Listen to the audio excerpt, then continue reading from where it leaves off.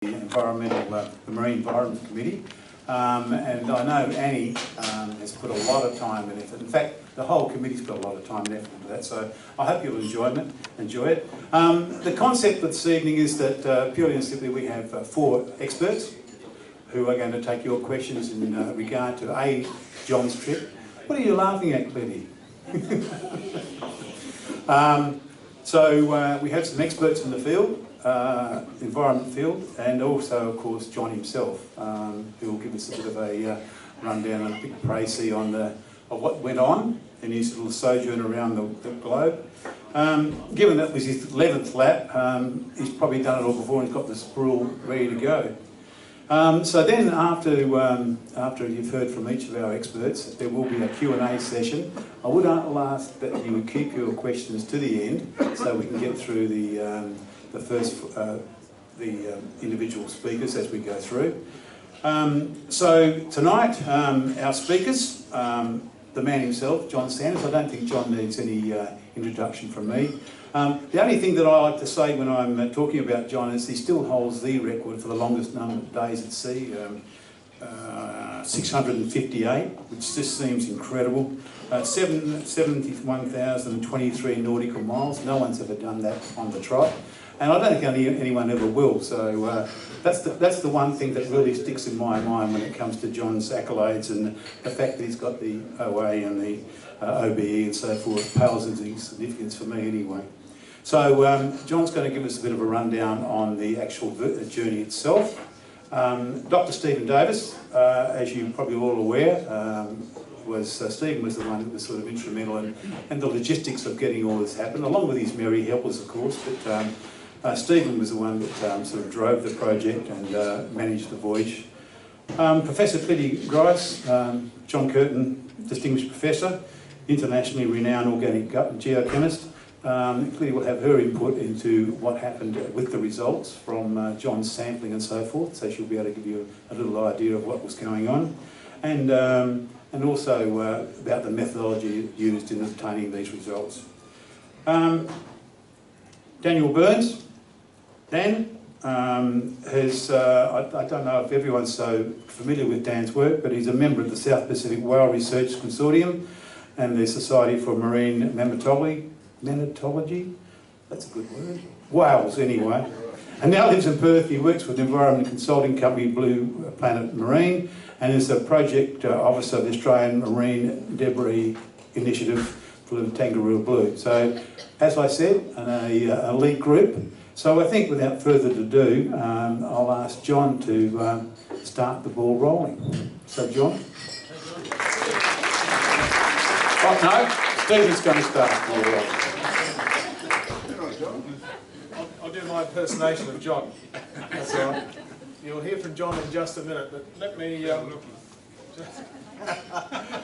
set the scene for you. First of all, thank you for coming tonight. It's not the loveliest night to be outside, but it's really delightful that there's so much interest. The whole venture came out of not just Jon wanting to go for the 11th lap, but really wanting to be able to give something back for all the years he's had voyaging, and to the sailing community and to the world for clean oceans. And it was microplastics was looming as a major problem for the world and for the oceans. So if you're familiar with it, if you're doing those nice scrubs on your face to get all those, whatever you get off, I'm not sure. Wrinkles. That's it. If you're not Botoxing, then you're trying to get this. A lot of that's got microplastics. You know those little grainy things that you feel? Or it's in your toothpaste, it's all over the place, flushed down and out to the oceans. That's sort of one of the most sort of commercial ways you see. But where you get the macroplastics breaking down, smaller and smaller and smaller, to their microplastic size, which is sort of smaller than a grain of rice floating around in the oceans. Now, how much is in the oceans? We think between 8 and 12 million tonnes of plastic waste goes into the ocean each year. We're not really sure, it might be 15 million tonnes. And this is how it's sort of broken down. We think there's about 5% floating, And the rest of it is probably on its way down through the water column to the ocean floor. And you might remember a couple of years ago, the Mariana Trench, a submersible hit there, and when it came back up, the photographs were fantastic. What was it like? Unbelievable, unbelievable. And there was a plastic bottle there. That was in the first paragraph of when the guy came up and got out. We don't know how long a plastic bottle takes to degrade. There's debate it's 1,000 years or 10,000 or somewhere in between. So this stuff's around for a long while. The macroplastics we're more familiar with, the seabirds, and their gullet fills up with it, they're being fed and they starve to death. But the microplastics, there's not a lot of attention to that, and it's in mussels and fish, and it goes right up the food chain until you get a dose of it yourself. And you can see even in zooplankton on the left there, little tiny pieces of microplastic. And in fish in Sydney Harbour now, you'll find as time's going on, the warnings are from the marine authorities, don't consume seafood west of this line. It's creeping down the harbour as more and more studies are done. Sorry, go back one. And so this has all been brought up in Senate hearings and nothing much comes of it. Out of all this was hatched the proposition with Jon doing a voyage to collect water samples to just find out how much microplastics are in our ocean. But then the problem was, well, how do you measure this stuff? Because when you look at it, it's smaller than the width of a human hair. What we do know, we used to think you ingested microplastics that would pass straight through, but we now know it doesn't.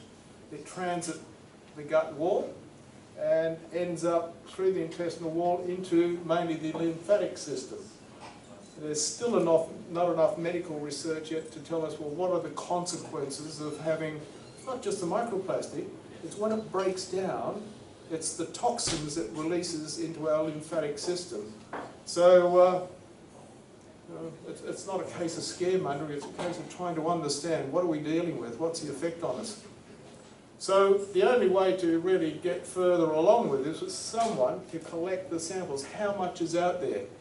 And we really don't know. So Jon's the vessel, Peri Benu, was fitted out with some testing equipment that Morgan and James and others here are worked with Curtin University to put together a simple, reliable testing water collection system, and then so that those samples could then be flown back to Curtin University for testing. And in putting that all together and fitting the boat out, there's Brian and Melanie and Jane and Melissa and Morgan, and there's loads of people here who made this voyage happening, from sanding the boat down to painting the decks and who knows what. But Jon's going to tell you, the Commodore's been through sort of a little bit of the list. We've had to update the list because now, with this last voyage, the number of times across the Pacific, the Atlantic, the Indian Ocean, the numbers across the Australian Bight, I don't know, 47, 48, 49? The 47, you'll have to go again. The list is enormous, and I think tonight you're just going to hear from someone who's, I think, one of the most outstanding navigators since James Cook.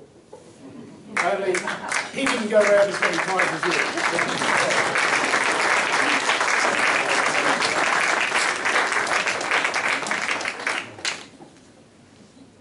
Commodore of the Yacht Club, our officers that are here, Dr. Stephen Davis.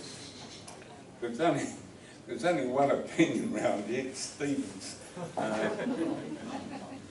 Thank you very much for your comments.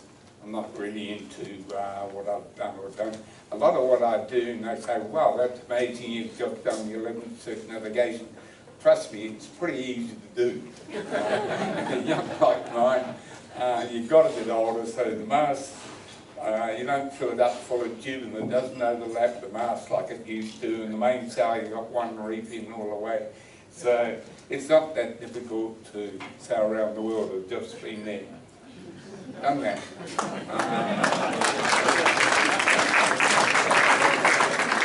But if you get to rottenness, well, why not add another 12 miles or a bit more? Same difference. The course we sail, because I discussed this with Stephen and Morgan, he's the other one, Fremantle Sailing Club, main person. Northwest, if I sail the course directly on the compass as it is now, I'd hit the one end of rottenness, but I mean I sail northwest to about 1,000 miles directly to the west of Exmouth, and then I turn left and go directly to Mauritius. Now the interesting thing about that is that's not exactly a shipping route. There are ships all around the world going everywhere, but they don't exactly go where I go. Well, I'm a bit different, so no one goes where I go anyway. Anyhow, so I did that. And the idea was to take plastic samples. It was a bit of a quandary how you had it. There were people that had great big drogues and great big nets and things like that. But Morgan Flower, a member of the yacht club, and James Myberg from the Dunstra Bay Yacht Club, Morgan's also a member of it, they came up with the idea of a small filter. We pump it out from the bow. What about pollution from, say, the anti-fouling paint net? Well, it's not exactly the same type of microplastics that can be sorted out. And of course, at Curtin University and Professor Kliti there can sort all out what we pick up. So every day, approximately same time, soon after 11 o'clock, I would pump through 100 litres of water and take a sample, and the sample, I don't keep the water, but it goes through paper filters.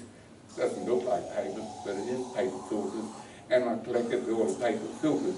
And as I travelled where I could, to start with the Mauritius was quite easy, I could post that back. But as I went further and further, COVID moved in, of course. So some of the ports I didn't, such as Panama, where it's not so reliable. Others, Panama, Cape Town, not St. Helena, eventually St. Martin in the Caribbean and so on. I could post those samples back.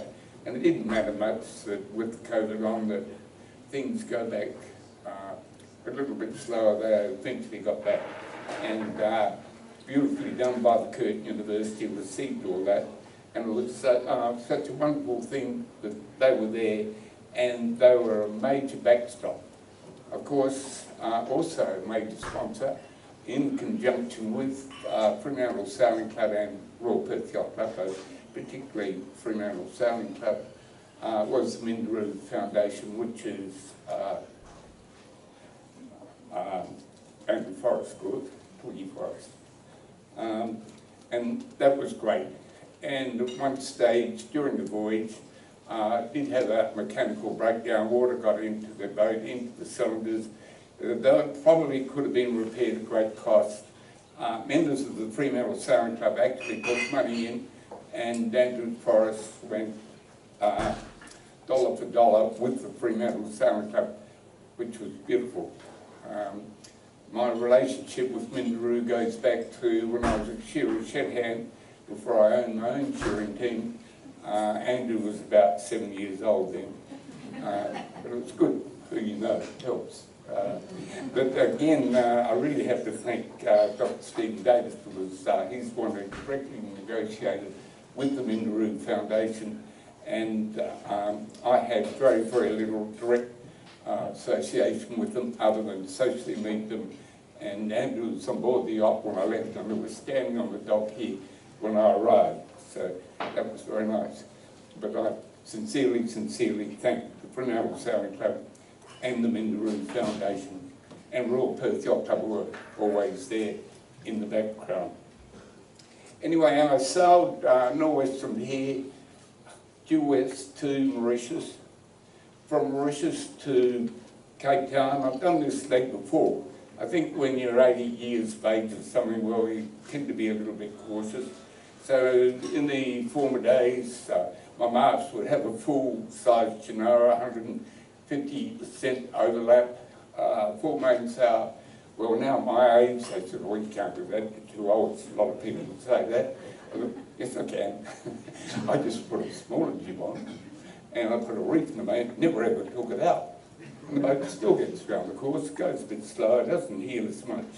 And a lot of the time you don't have to reef it down, you just simply wind the jib up, makes it smaller and smaller, and once in a while it's already got one reef and you put the third reef in when you have to. It's almost impossible to get around the world without being caught out somewhere, and I certainly was somewhere. Nevertheless, from Mauritius to Cape Town, a couple of weeks. Cape Town's very familiar. The Royal Cape Yacht Club looked after me beautifully. They knew me from previous Cape Rio races. From there to the British St. Helena Island, that's where Napoleon was exiled and ended his life there, and I think that was just normal health that he died there. That's in the middle of the South Atlantic Ocean. I would get messages from Dr. Davis to say that you're very, very lucky, the virus is about, COVID's around, you're in the safest place in the world. And I certainly was in the South Atlantic. There was no virus there. There was definitely nothing in St. Helena, an island in the middle of the South Pacific with not a particularly big population. And then I sailed on, intentionally going to the British Virgin Islands in the Caribbean that I'm very familiar with. But I had a friend called Paul Straphold. He and I have done a lot of sailing together. We've delivered boats together. He was managing a 65-foot boat in the Caribbean. He was tied up in some mud, and I had some electrical problem with my batteries. Simply we were putting with the solar panel array, 24 volts was going in the batteries instead of 12 volts in the 12-volt batteries, and the batteries didn't like that. Now, I think, and I might have my electricity wrong here and there, but I think if you connect the solar panels to the inverter that goes to the battery, the inverter thinks it's 24 volts.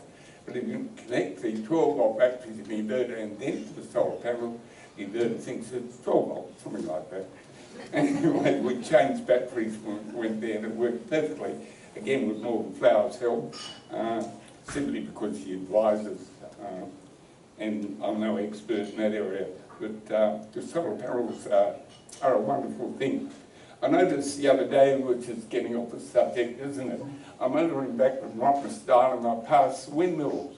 The two pylons there, they used to have windmills on them. Well, I suppose we should change that name to solar panels that take the windmills off. Well, these solar panels that Morgan organised my boat, beautiful, because very, very rarely did I ever have to run the motor just to charge the batteries.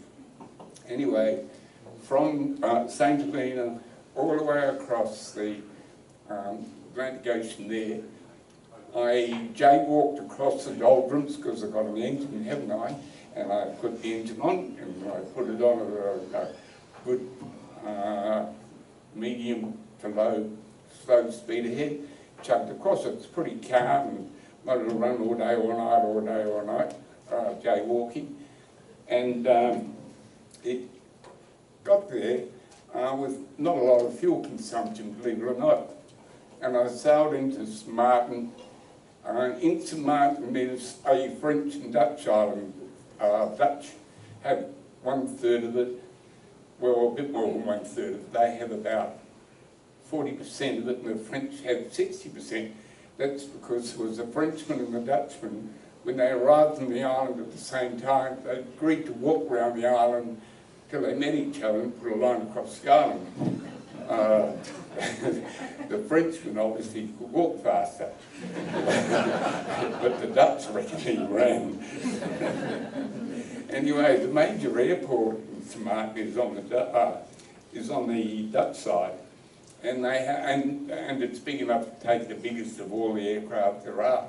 But during the peak period in St Martin, the millionaires and billionaires all like to go to St Martin, and they come in their executive jets and they have to book before they ever arrive there. So that it's just executive jets and private jets all the way down the airstrip, booked months before. But when I arrived there, there's talk of COVID, and it had hit St Martin. And the proper road to St Martin can be up to 1 million population. That's the population of Perth.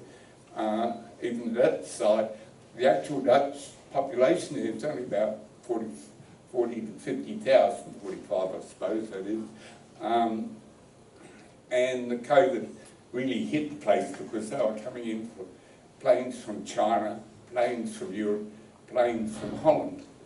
And just as the way Dutch have organised the Dutch Caribbean with basically 3 countries that are a bit like our states. They are sovereign states. The head of the Dutch Caribbean island is called Prime Minister. We call ours Premier.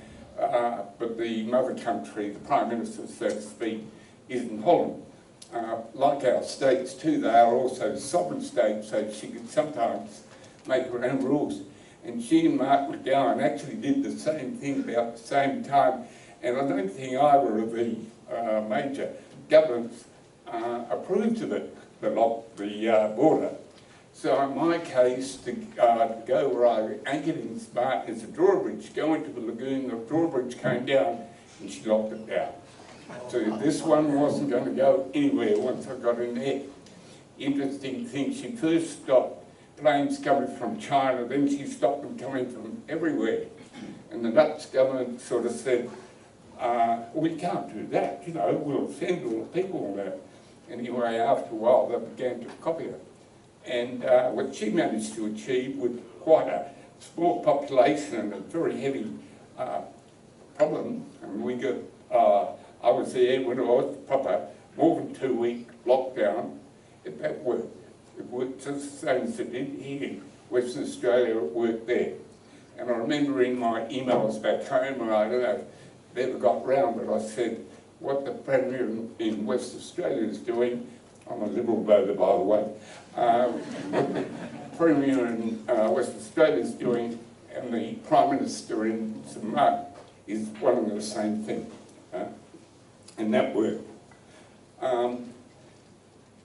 The interesting part is that every day, around 11 o'clock, I pumped 100 litres through the filters, take the filters out, mark the filters, put the latitude and longitude in it, and at St Martin I was able to, planes did come and go as they did here.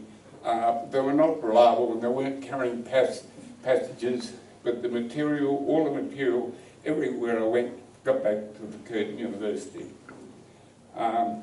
Interesting, I'm told by the Curtin University that most of the microplastics that I did pick up, the big swag was off the north coast of Brazil, Brazil curves.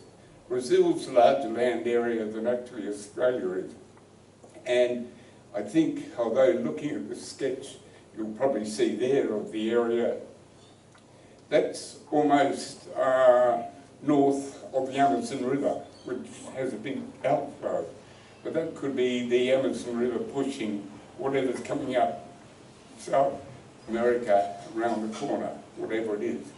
But because, again, I'm sailing a yachtsman's course, not the normal shipping route, we do that for weather, and as I said, jaywalk across the dolphins and that, we're actually taking samples where no one else did. So all those micro samples we take is simply where others aren't doing it. The bulk of mass plastic pollution into the ocean comes from Asian areas and mainly down their major, huge riverways. It was interesting, I noticed a couple of months ago where a container ship, a major ship anyway in Europe, took a swag of plastic waste all the way around to Asia, and then dumped it in the ocean, which is very regretful, but they were being monitored and followed. bit like organised crime, I suppose, as we're beginning to learn about today, for example. When I was in St Martin, the bridge came down. I couldn't go anywhere whether I wanted to. There was nowhere to go or any island or place you could go to. I couldn't leave St Martin because the bridge was down. I couldn't go through. Eventually the bridge would come up so I could go to Panama, to go through the Panama Canal.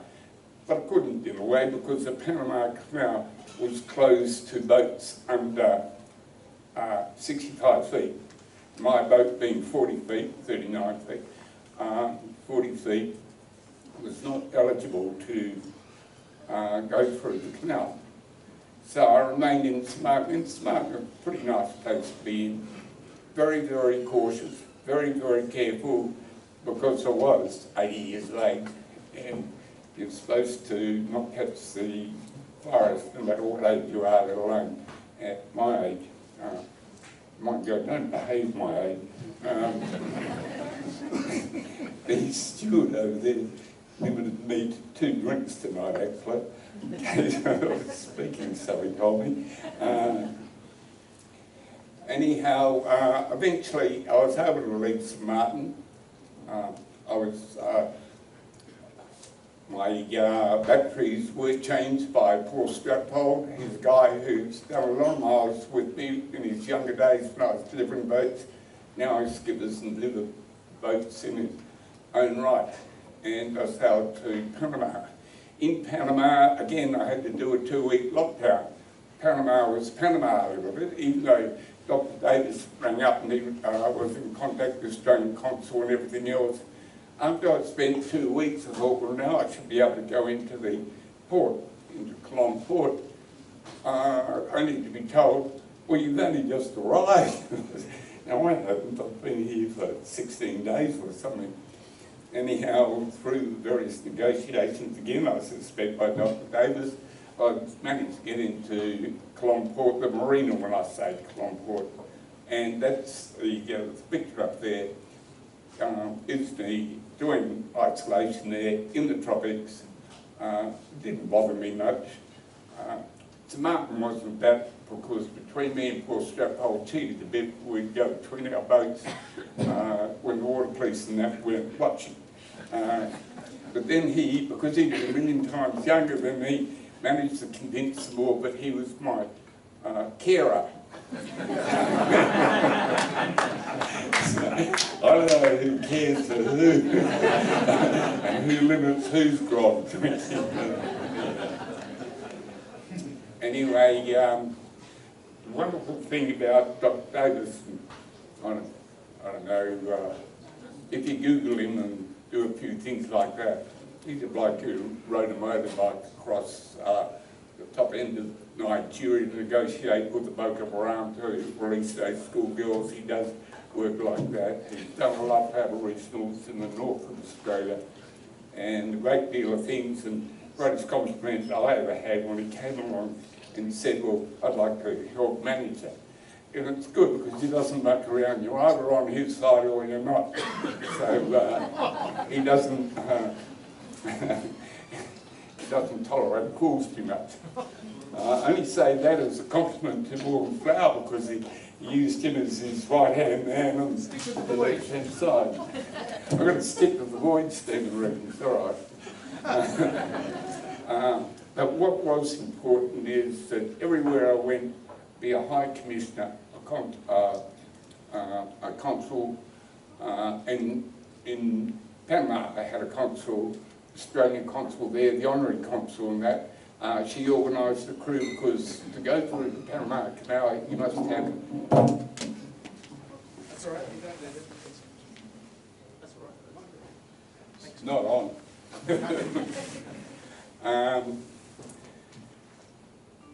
What was I going through the Panama Canal? Had the Australian consul and she organised 4 line handlers. You've got to have line handlers, and they'd all been in COVID protection, in isolation, in their own right. You must have an advisor, that is a pilot, and yourself, 6 people on board. Well, hitherto before the Panama Canal, the pilots for small boats were always volunteers. but volunteers simply weren't available this time, so they changed the whole rules for small boats for that occasion. I guess they'll continue. Now, it costs quite a bit more to go through the canal. I'm not sure, was about 4,000, was it? Yeah, transit, or $4,000. That's about more than 1,000 it used to be, but the so-called pilot, well, he is a pilot, very good, is paid.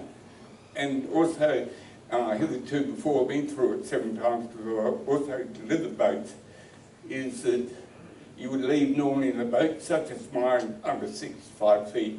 You go to Gatton Lake.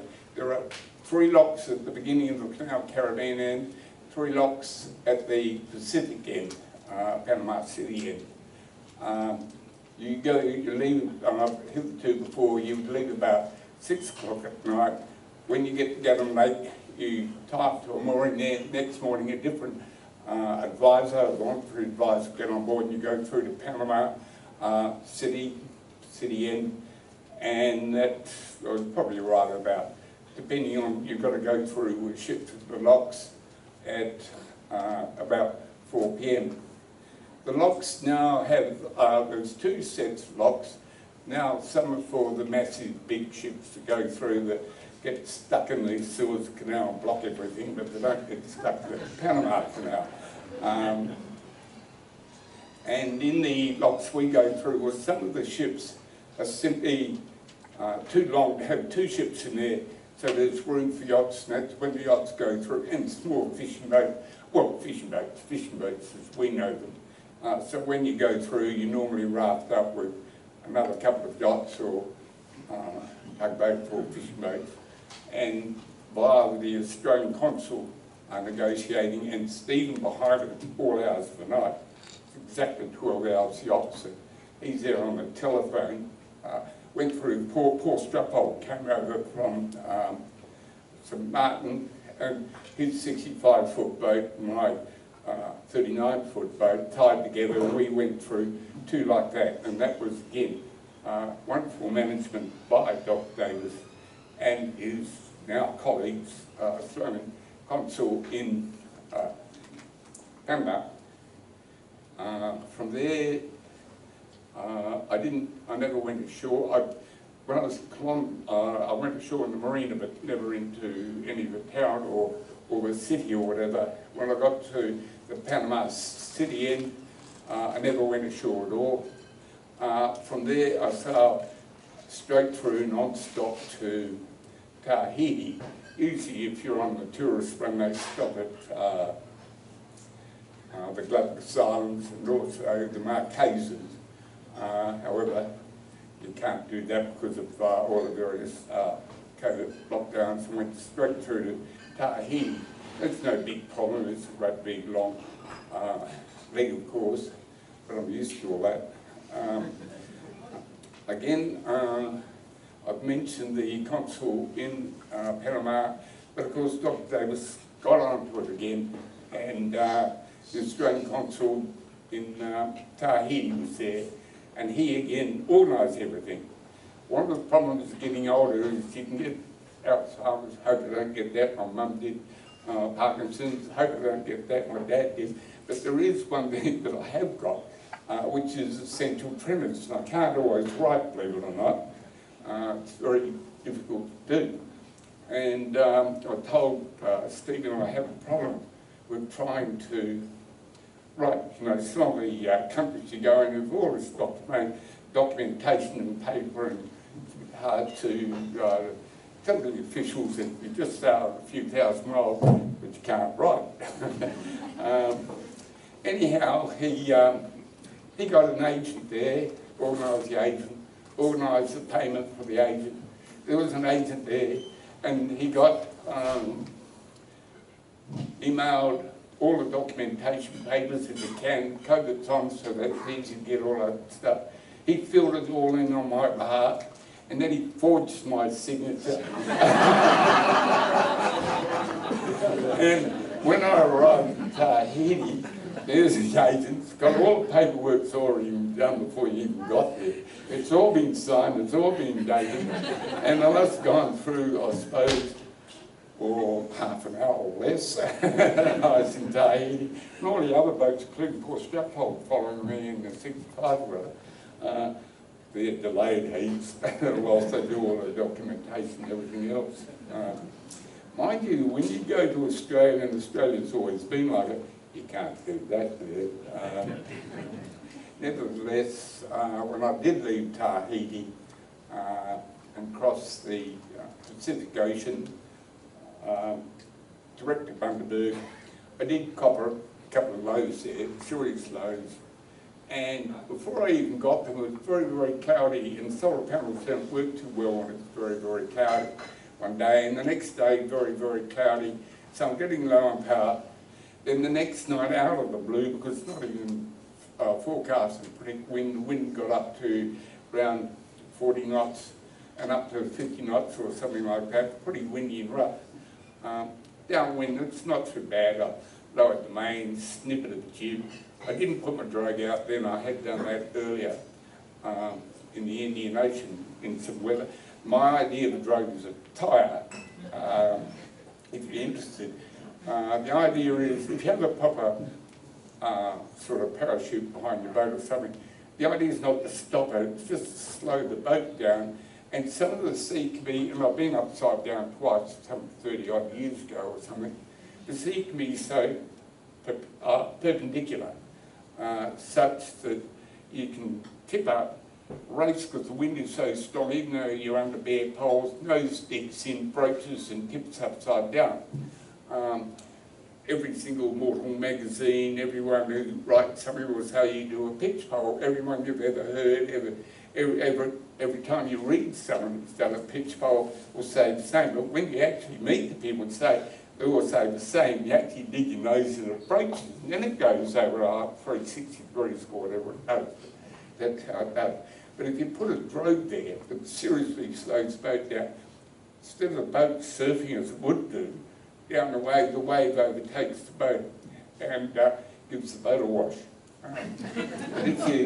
If you put every washboard in a boat like that, this one you can see up there, it's a bit like putting a cork in a Coca-Cola bottle. And the cork also has a bit of lead weight on the bottom. So it's not that easy to sink a Coke bottle, believe it or not, in a cyclone or a hurricane or a storm. If your mast does go in the water, you want a pretty solid mast. Well, that one's not bad, it's sort of very heavily rigged. My SS34 was even better because the mast section was so strong. Brilliant trips. This all sounds very dramatic, but actually what I do, what I just did, pretty easy. Seriously used was, I picked the trade winds, picked the route, but also the route was intended so that I could pick up microplastics everywhere where no one else was. And also with microplastics, we're only going down a few feet underwater all the way. I think they can, from that, calculate from what knowledge they have elsewhere what it's likely to be below that with that kind of count of 1,000, well, go down 1,000 feet, 2,000 feet, whatever. So anyway, from Tahiti to Bundaberg, I went straight through non-stop. Did have the heavy weather, did badly down. What happened was, when I'm caring about the cloud and the weather and the rain, is I started the engine, charged the batteries. The boat's been thrown everywhere, whatever it did, I don't know, but somehow or other the water siphoned into the sump and filled up the cylinders and I couldn't start it. So when I dipped the dipstick, I could see the fluid on the dipstick was way up the dipstick, right to the top. I mean, past the marks, long way. So I guess there was water in, so I have a siphoning thing, just for the sub oil, pumped it all out, and let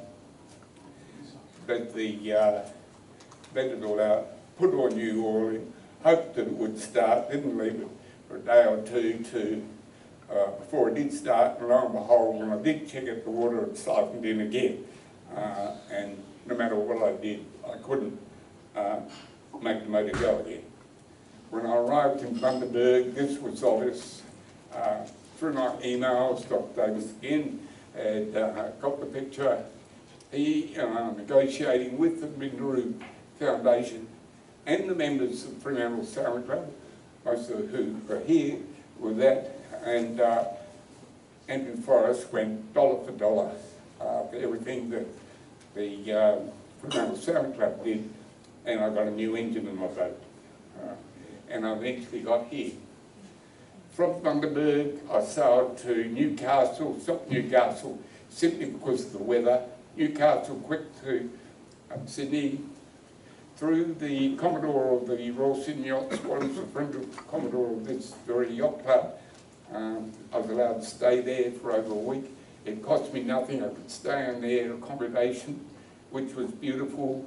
I did plan to be there for Christmas, but on Christmas Day there was a lockdown.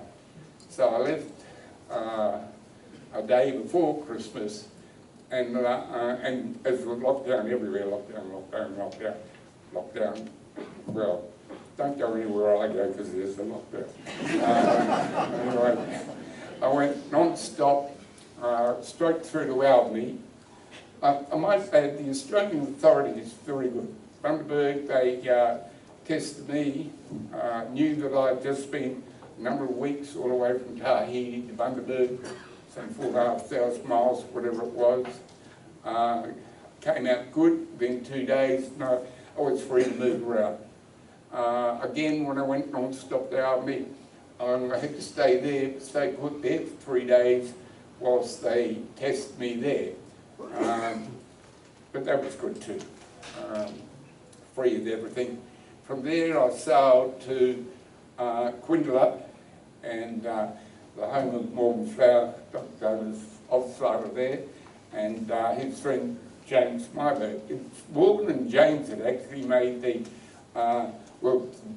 Curtin University provided them with a filter, but it was then to work out how we could go about it, how I could go about it. I don't know how I would have worked it. Some pretty daft ideas came up, but they're too smart. They came up with the simplest and easiest way manageable and possible.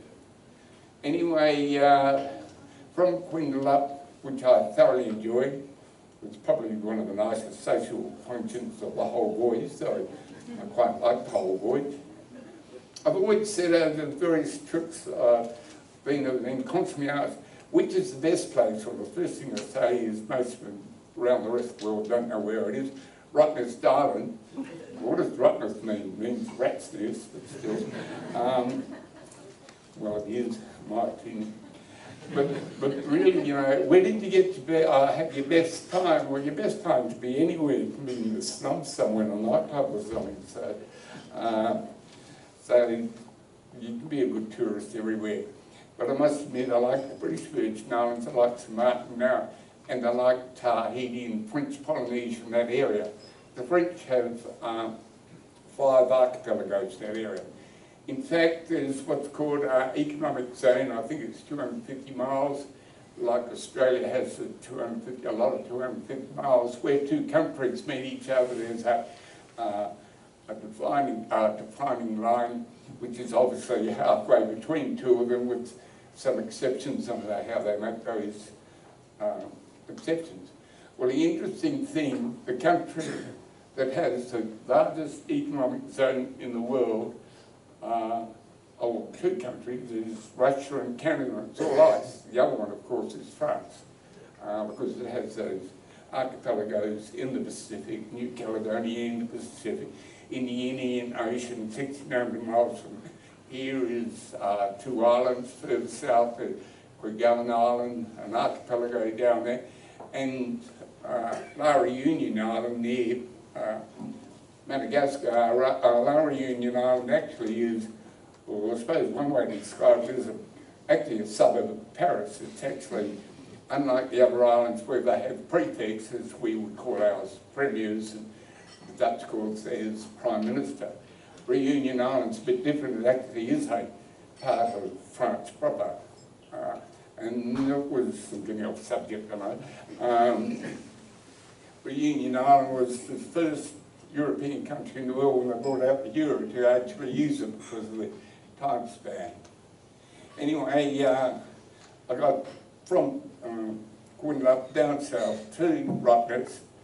Had a day to come here, a beautiful thing organised by Royal Perth Yacht Club and the Fremantle Sailing Club of an armada of boats and people like your good self to greet me in. But of course the lockdown happened that day too. Always does, doesn't it? So the manager of the yacht club, nice lady she is, I promise, allowed me to stay there for a week and allow me to occasionally come in here, and I appreciate that very, very much. I would like to thank actually the number of sponsors which will probably come up here in due course for everything, the commercial sponsors. I think when Dr. Davis met up with the Minderoo Foundation, everything's got to be Minderoo, and there were all these sponsors there. Well, Dr. Davis says, well, they all stay there too. So they're all glued on the side of the boat. And of course, major sponsor is the Fremantle Sailing Club, where I am now. And I cannot even begin to tell you how much I appreciate it, whether I'm at it or not. I just hope that whatever I can say, and especially if it's of some interest, and I think it was a lot of interest to the Curtin University and Professor Grice for all her trouble, and her staff and her department for the help that they gave to make this voyage a success and come alongside like you wouldn't believe, and she wouldn't be here tonight if it wasn't for that anyway. Thank you.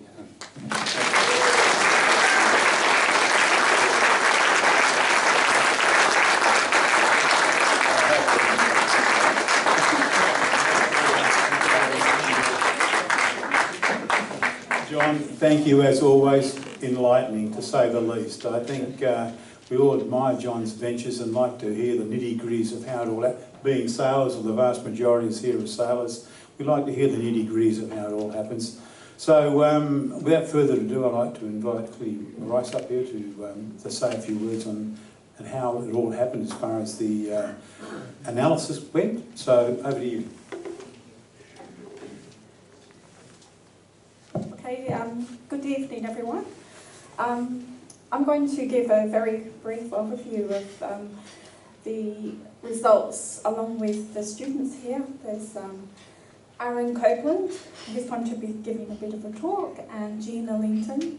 They were the advanced science students at Curtin University who worked up the samples which were collected by Jon Sanders. It's been a terrific pleasure and privilege to work with John and Stephen and Morgan Flowers and the team. I'd also like to acknowledge Alan Scarlett, who's actually on long service leave, so he can't be here tonight. So this is some acknowledgements also to the country. I wish to acknowledge the traditional owners of the land on which we meet today, the Whundjuk people of the Noongar Nation, and pay my respect to their elders, past, present and emerging. So this is the water filtration system that was designed by Morgan Flowers and other people, Alan and John and the team. And we have the brass seawater inlets below the water line, and we also have a stainless steel housing with this stainless steel filter. There's no plastics used in this device, so we used a stainless steel housing, and all the tubing was silicone and fittings were either brass or stainless steel, so completely avoiding plastic. About 5 litres per minute was seawater pumped through the filter, and there was a flow meter which records the volume filtered, and then the seawater outlet was above the waterline. You can see the filtration system under construction here. It's actually in one of the cases around there, and if anyone wants to have a look at it at the end, you're most welcome. And this is a filtration system in the bow compartment of the yacht, period. So John spent 177 days of water sampling during his 11th circumnavigation, and a total of 20,274 litres of seawater were filtered, an average of 114.4 litres per filter, and a total time of 13 hours and 38 minutes. This is John conducting some field trials of the filtration system in boat. So the filtering processing, well, the stainless steel filter, 142 millimetres, was sonicated and was incubated for 24 hours with potassium hydroxide to dislodge the microplastic and digest most of the organic material. And then this was passed through cellulose filters and then analysed by Fourier transform infrared spectroscopy at Curtin University. So some of the microplastics, that John referred to this as well, and Stephen, the microplastics are defined as between 0.05 to 5 millimetres, and you can see human hair for comparison here on the right. Some natural particulates, wood, and microplastics which look like this. Here are some microplastics as well, 30 micrometers for scale. We have blue and yellow microplastics. And now I'm going to hand over to Aaron, who's going to describe some of the results that were obtained from the filters during this extraordinary voyage.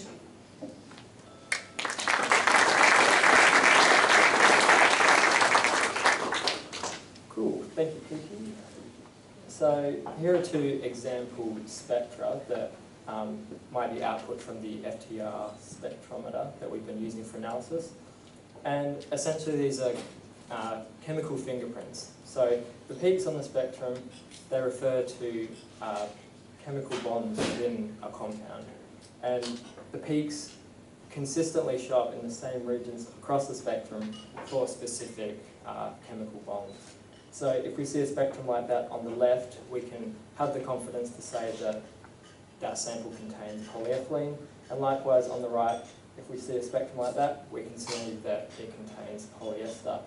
And we can compare the spectrum we get from the filters to ones of known plastics, but also we can check it against a database on a computer to get a match. So despite microplastics being tiny and making them hard to spot, also their position on the cellulose filter can make it difficult as well. So microplastics on the top of the filter, generally quite easy to spot, but some manage to weave their way into the fibres of the filter, makes them quite hard to spot even if they're large like this one here. But despite this, the FTR instrument can still resolve a good looking spectrum that we can use to validate it's a microplastic. Another type of challenging particle we come across are fibres. And although the fibres are quite long, they're usually far too narrow to be able to obtain a reliable spectrum. And even if we can, they often sometimes come out as just natural fibres like cotton. So despite the nice colour, they're not always microplastic. So now we know how we go about our analysis of the filters, let's have a look at some statistics of the journey around the world. So we'll start with the Indian Ocean, and the light blue line is the route taken, and the yellow dots are the sampling stations across it. So this graph is showing us, for each sampling station, the concentration of microplastics in the water. So it's measured in particles per cubic metre of water. So for the Indian Ocean, we have a maximum of close to 200 particles in a cubic metre of water, but we're averaging out at about 47 particles per cubic metre. And since we don't have anything to compare with, we'll continue on our journey around the world. So now we're going to the Atlantic Ocean, and this is where we find our highest recorded concentration of microplastics. So this was about 300 particles in a cubic metre of water, found about 300 nautical miles from the coast of Brazil, which I think Jon mentioned. But generally, besides these two large maxima, we can see that it averages out to about 32 particles per cubic metre of water, so a bit lower than that found in the Indian. And we'll continue on now to the Pacific Ocean.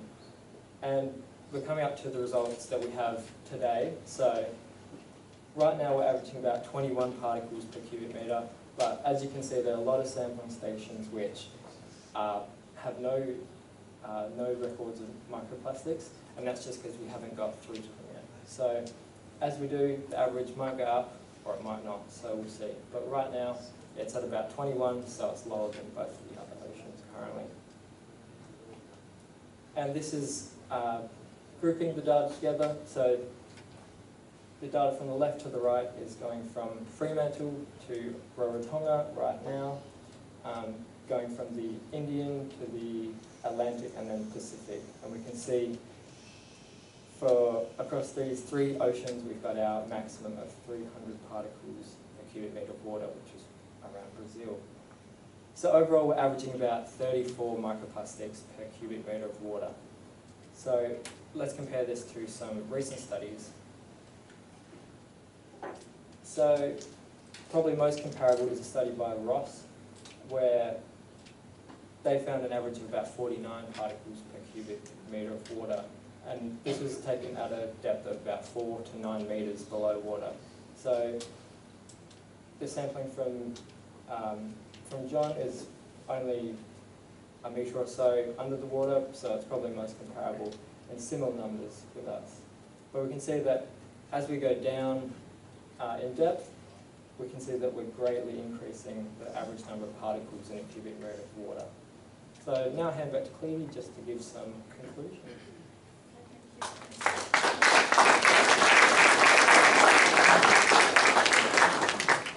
So in conclusion, there's excellent sampling done in this collaboration and team effort, largely by Jon. So congratulations, Jon, for mastering the collection of those filters. There's highly consistent filtering, so again, congratulations. Perfect log keeping by Jon, very helpful notes by Jon. And the microplastic concentrations were found on most of the filters. So this is the first data for these remote areas of the Southern Ocean. And I think it's been a tremendous opportunity for young researchers like Gina and Aaron at Curtin University to have this fabulous opportunity to work on this project for their advanced science degrees.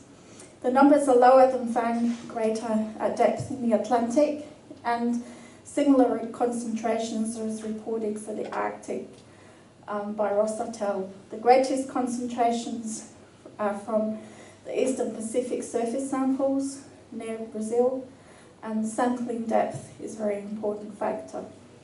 So this is the first global transect sampling microplastics in the world's oceans, the Southern Ocean. Consistent sampling techniques of processing backed up by chemical spectral analysis. So there's a few references there, but I'd like to thank you for giving us this opportunity to share this data set, which is ongoing.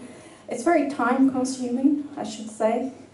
Laboratory is laborious work, counting plastics and identifying them, and it takes a lot of dedication and skill. So I'd like to thank Alan and the team here, and thank you Jon and Stephen for being part of this great project. Thank you.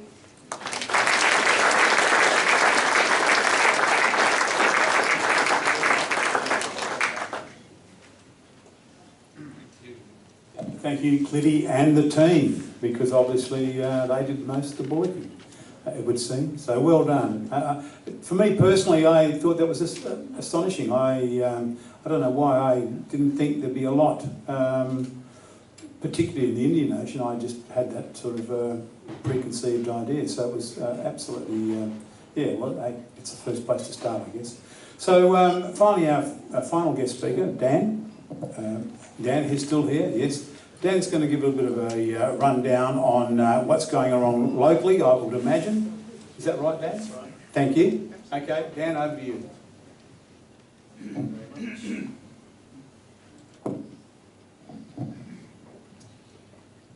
Thanks very much, Ron, and Commodore, and to the Sailing Club, and also to Annie and the Marine Environment Committee.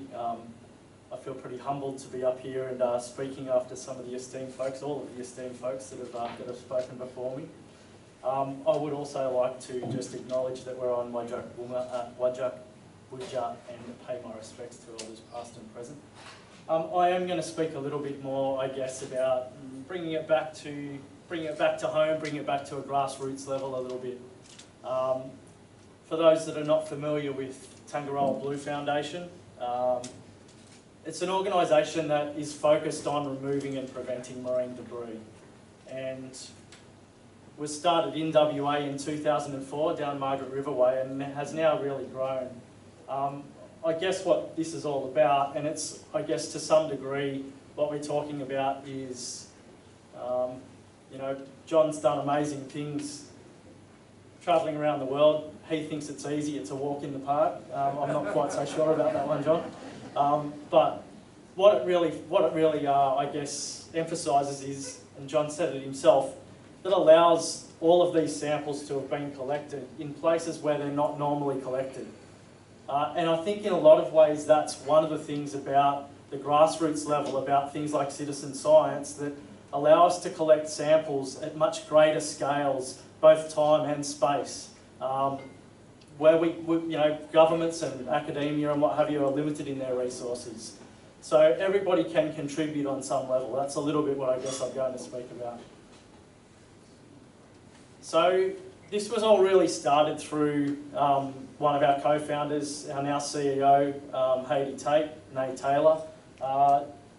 Kept finding debris by doing, you know, just doing beach cleanups basically down in the sort of Margaret River, Dunsborough area.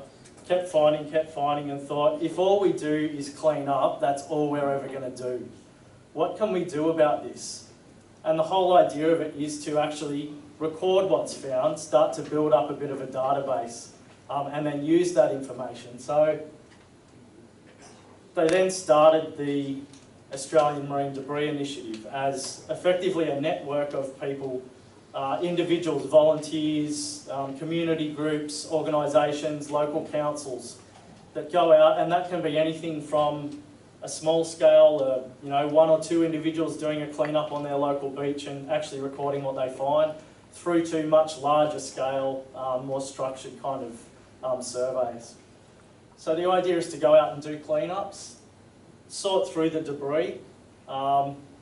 It is that sometimes that takes a little bit of time to go through, but we have, the database has about 140 categories in it. It's much simpler than that. We've got a simple data sheet. You sort the debris into the different categories, basically separated by, you know, metal, plastic, wood, etc. And that all then gets recorded and entered into a database, either through the AMBI app or through the portal on the Tangaroa Blue website. From there, there are then some analyses to look at, well, okay, can we try to then identify where some of these things are coming from? Now, if we get down to a lot of the microplastic level that we're talking about, that's Jon's been sampling, it's very difficult to identify in a lot of cases exactly what the source of that is. Whereas if we find a cigarette butt just out here, we've got a pretty good idea that it came from, you know, somewhere locally. And so that's the idea of trying to then be able to track to the source, and then using that information to actually inform some decisions, to try to put together some kind of source reduction plans to address some of these issues at the source. And of course, once we implement any kind of actions, maybe we decide that we're going to address cigarette butts at the local level, well, we then need to have some kind of measure about whether the actions we've put in place are working or not. And so we would go back to the beginning and do more cleanups and record and measure, etc. So the Australian Marine Debris Initiative, it really has these objectives. It's to remove debris, coastlines and waterways. It's not just, I guess, beaches. We look within the catchment, so, you know, rivers and estuaries and what have you, right through, to try to collect scientific and consistent data on the types and amounts of debris being found. Now, I guess one point that I'd like to point out on this part is that there's quite a scale of information that is in the database, from a one-off cleanup that was done on a single beach with a fairly small amount of information that can be used, through to much broader cleanups. And so depending on what questions you're trying to ask of the data, trying to ask of the information, you can then sort of tailor it accordingly. And sometimes it might just be, can we identify any particular items in this area that, or locations or things like that, that need addressing? I'll give you one very quick example. We've been doing, over the last year, we did some surveys in the estuary here, pretty much at Bicton Baths, at Jonelup Beach there, just near Blackwall Reach, and at Atterdale. And one of the things that we kept finding was, not in huge numbers, but we kept finding shotgun wadding. I'm still confused as to where that's coming from. They don't come in huge numbers, but it's consistent. I guarantee you, if you go and do cleanups there tomorrow, that you might not find lots, but you'll find some. Where's that coming from? I'm interested. So these kinds of things, it can be from much broader scales. Obviously then trying to track to the source, not doing too well on tracking those ones to the source yet, but obviously there's a lot of other things to look at. And then trying to just get the relevant people in the room. Sometimes it might be just trying to identify the right stakeholder that needs to be, you know, brought into the room to talk to about, we're finding whatever it happens to be, cigarette butts, shotgun wadding, plastic resin pellets. Get all of the relevant people in the room to start talking about that. And then, of course, education and awareness. I think that the growth of Tangaroa Blue Foundation and the Andy network is a really good success story in this sort of thing. It's grown from a few people in Margaret River sort of area in 2004, is now up to nearly 18.5 million pieces of debris that have been removed from around Australia and recorded into the database. Nearly 1,500 tonnes removed, nearly 4,000 cleanup sites around Australia, 24,500 cleanups, and nearly over 500,000 volunteer hours. And of course, these numbers are all increasing, you know, more and more. Like each year, we get, it's basically exponential increase at the moment, and up to nearly 2,000 partner organisations that are actually contributing. And so, what this allows is that, you know, the sort of the survey, I guess, that I'm probably more aware of on a broader scale, on this national kind of scale, is one of the CSIRO surveys, where they went around and basically did sampling, I guess, in some degree, sort of like what Jon did. They went around 100 kilometres around the coastline around Australia in most of the parts, and did a single, you know, transect, not a single transect, but single surveys. What this allows is we can actually look at that much broader scale. You can get information from all of these different places that you don't necessarily get it from, and you just can't without the resources. And so where does this all lead? Well, it leads to us trying to get to what's the source of these, of the debris, you know, what's coming out. And one of the things about it, of course, is that this differs depending on where you are, what you find. And so when it comes to land, you know, we obviously have somebody, you know, throws a wrapper away in the park, that then gets blown over into drainage, goes out down through the waterways, and eventually makes its way out to the ocean. And so what we're trying to do is then, you know, work through that pathway of where is this getting into, you know, where does it get into that pathway, and then moving from there. Now, I guess one of the things about it is that when we look around all of the different areas around Australia, you have very different called marine debris signatures. The type of debris that you find on a beach down at Coogee is very different to what you might find at the top of Cape York, or if everywhere you go around, there's different debris coming in from different sources. And so that's what all of this is trying to get to. So what do we then do about it? Well, this is going to differ depending on what we're trying to address. We're trying to develop some kind of source reduction measure. And that's going to be at varying scales. If we're trying to address something at a local level, some things can only be addressed at a local level. Okay, we can probably have a pretty good idea of where coffee cup lids are coming from, or cigarette butts or something like that, and be able to actually address that at a local level.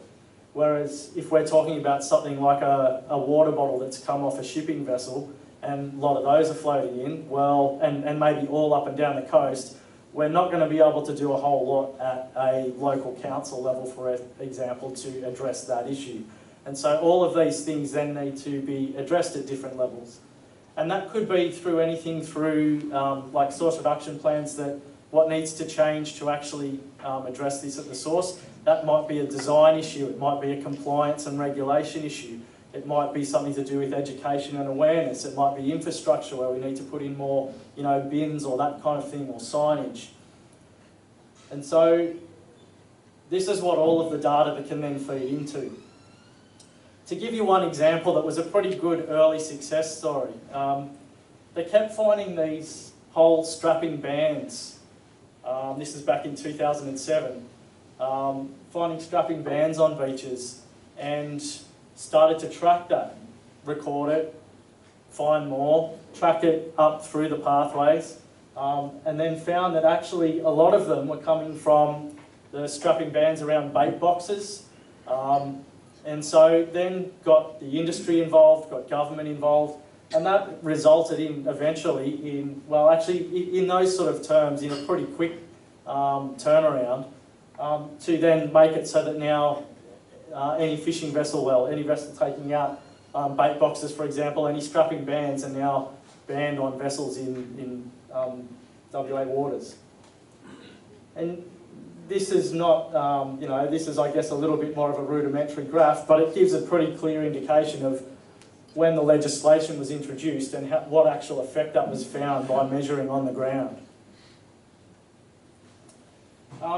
So I guess to take it to a broader scale, the information that's recorded into the AMDI database also then feeds into reporting on Australia's commitments to sustainable development goals and what have you, and this is an area that's expanding again on varying scales.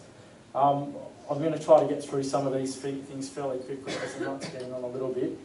Another example would be working with AMSA. We've had a direct relationship with AMSA to be able to report on marine debris, and again, obviously they're targeting much more of the ocean-based sources. One example I think that's a really good one of this is the photo that you see here is from a water bottle that was put out by Fuji Trading Company, who only supplied to shipping companies. You can't buy that bottle of water in a shop anywhere.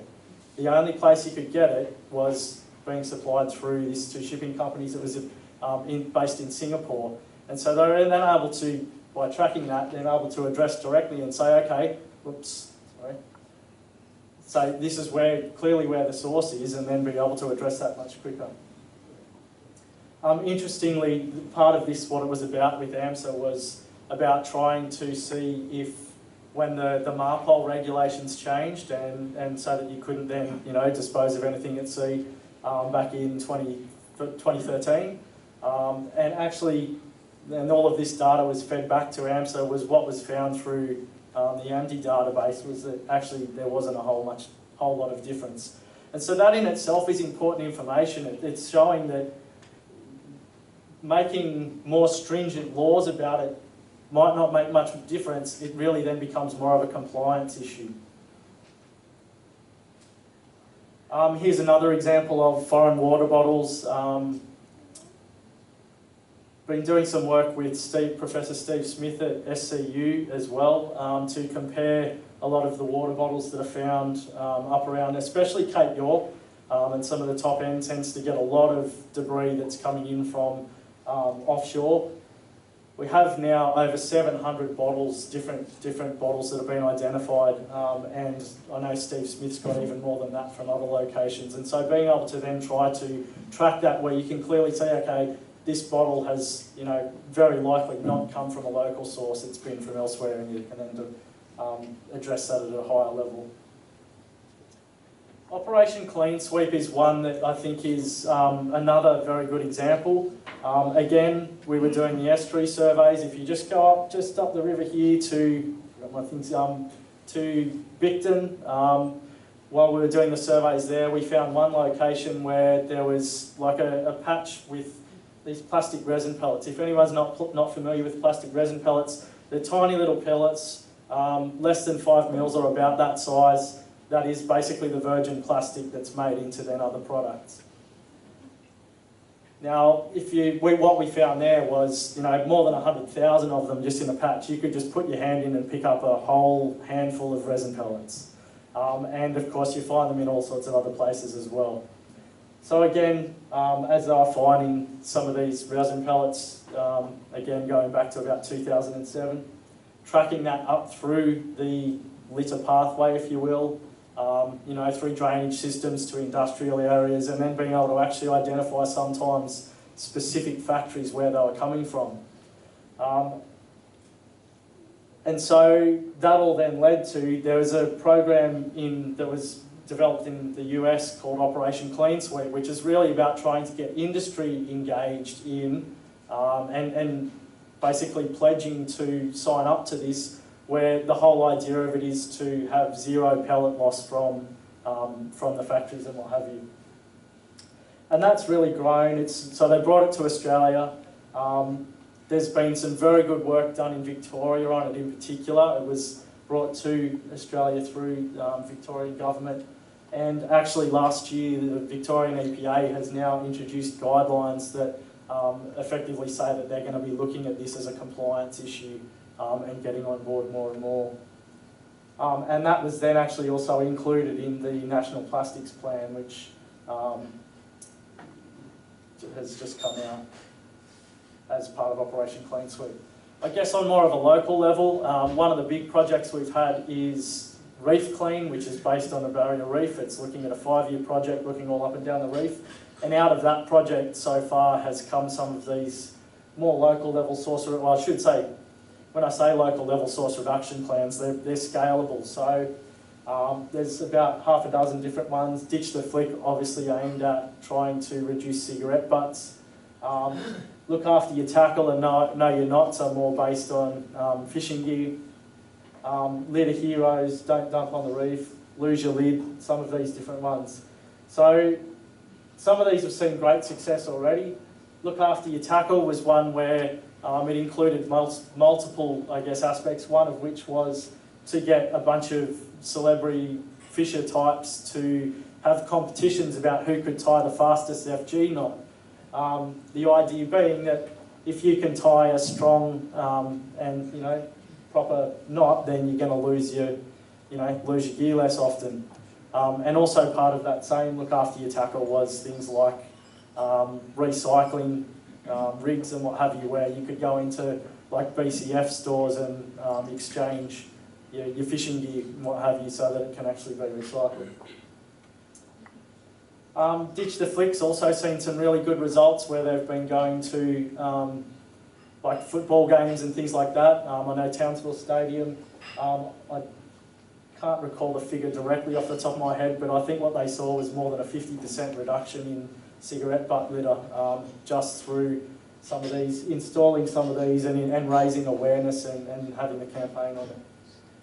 And I guess at the very local level, we did just run recently a source reduction plan workshop at Queen's Beach, where we collected all of the data over about, going back to 2013 and looking more recently, of course.